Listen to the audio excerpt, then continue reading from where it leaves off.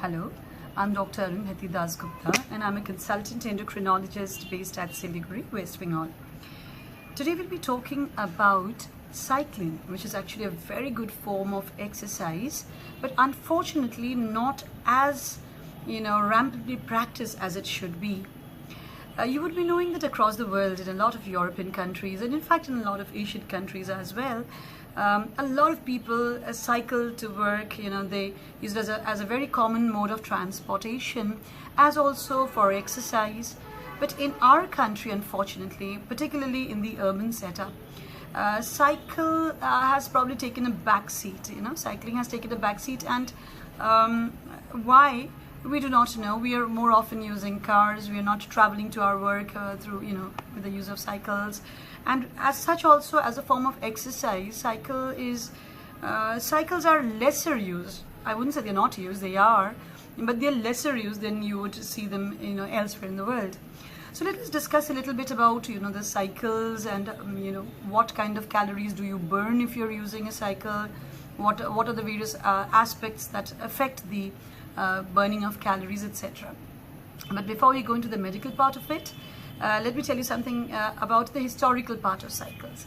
So cycle, or something which had a very, I wouldn't say a close semblance, a remote semblance to what we know as the bicycle today, was first first came into being in France in somewhere around the 1790s, and there was a particular count who used this two-wheeler kind of for the first time. But it was very, very different from what we know to be a bicycle today, because it had to be lifted, to change directions. But nevertheless, it was definitely a step in one direction. Subsequently, here I must tell you, it was not known as the cycle at that point in time. It was known as the Celerifer.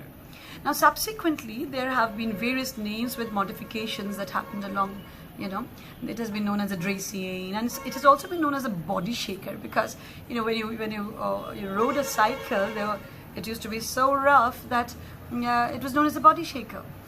But it was only after about a decade, or a century after the first Celerifer was used, that something which looks like what we know to be a cycle today came into being.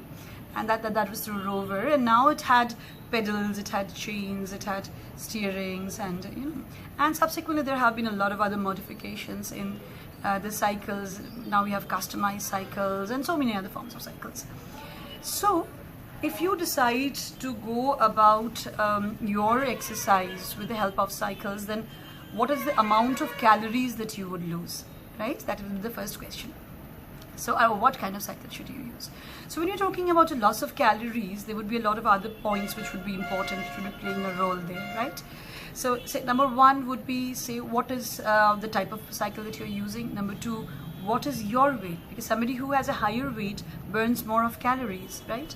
Number three is like, what kind of exercise are you doing? Are you doing a moderately paced exercise? Are you doing a fast-paced exercise? Are you doing your cycling indoors, or are you going outside? So based on all of these, the amount of calorie that is burnt, is kind of decided. So first of all, let's talk about the pacing. So supposing you are exercising, you're cycling, and so your heart rate increases and your breathing rate also increases. But if you're able to communicate, if you're able to talk, then that would be roughly your moderate intensity exercise, with your cycle. And if you're cycling so hard that your breath rate increases, your heart rate increases, and you're not able to talk in full sentences, that is where it is fast intensity. So just to differentiate very vaguely, because I could tell you about the 65%, 70% of the heart rate, maximum intensity heart rate. These are medical terms. Let's not go into those. For you to understand better, this is very put in a very simple manner. So obviously, if you're exercising at a moderate speed and you're exercising at a fast speed, obviously you'll be burning more calories when you're exercising at a faster speed. So if, as I said, the weight is important and the pace is important. So let's put it this way. So if you have a 55 kg person who is exercising for 30 minutes with a cycle at a moderate pace, now he would be expected to lose somewhere around, say, 210 to 240 calories. with the same person for the same period of time, if it's a fast intensity exercise, a fast paced exercise, he would be losing somewhere around 300 to 500 calories. If I talk about a 70 kg person, for the moderate intensity, he would be losing something around 260 to 300. And for the fast pacing, he would be losing something around 350 to 600. I'm giving you very big, ranges. This will again vary. And say for an 85 kg person, for the moderate intensity, he would lose somewhere around 310 to maybe 350, 360. Whereas with the fast intensity exercise, he would be losing something around 440 to even up to 700. So that is the kind of, the calories that you can lose with the help of cycling, and only for 30 minutes, right? And apart from that, indoors versus outdoors, there are benefits to both, because indoors you could choose your timing. You don't have to worry about, not everybody has access to roads which are like free enough to cycle. So we do not have those kind of, in our country, we do not have separate tracks for cyclers, in our roads, which is there in some countries across the world. So that is why maybe at times indoor cycling is better for people who have access to a good place where you could cycle along freely, or it's not a rough terrain, or the road is good, so you could be going for outside for exercise as well.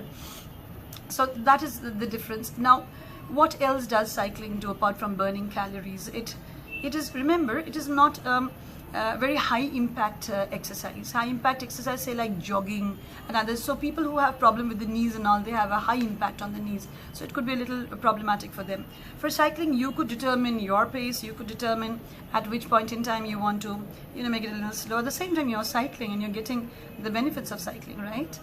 So apart from that, the muscle toning, the muscle strengthening, the joint mobility, the posture, and the flexibility, all of these are also impacted in a positive manner with the help of cycles. So actually, cycling is a very, very good form of exercise, and people, once you start, they say that once you start cycling, then you tend to get into the pace of it. And I've seen some of my friends also, like initially they were very lax about cycling. Now once they got into it, they've been very, very active in their exercise. And obviously all of it put together helps in reduction of weight. And because when you're exercising, what happens? Because your body requires energy to exercise, and where does this energy come from? From the sugar and from the fat. So that's how your fat burns. You have a loss in the weight, and that's how the benefits are brought about. So I think we have discussed a lot about the benefits of cycling. And if you are you've been thinking for some time, should I or should I not? So just give it a go. Go ahead, start cycling, and enjoy the benefits of cycling. Thank you.